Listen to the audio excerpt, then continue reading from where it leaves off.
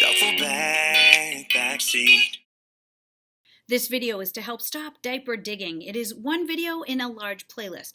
So please click through and see what makes sense for your child, because you may need to really mix up strategies. This is a very challenging behavior. Now, in some cases, there is some thinking that kids play and manipulate fecal matter as a way to get into a bath or to get into water, okay?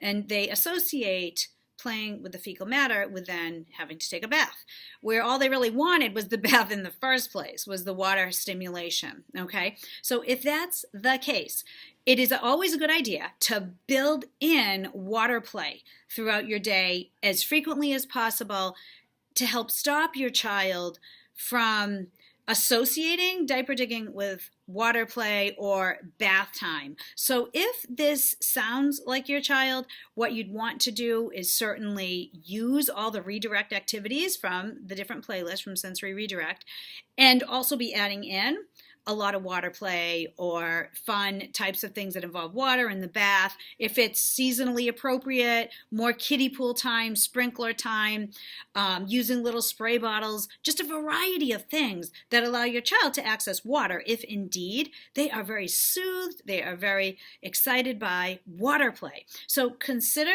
the idea that it is potentially linked to a need for water play or to a big craving for water play, and try some water play management to see if it reduces the diaper digging.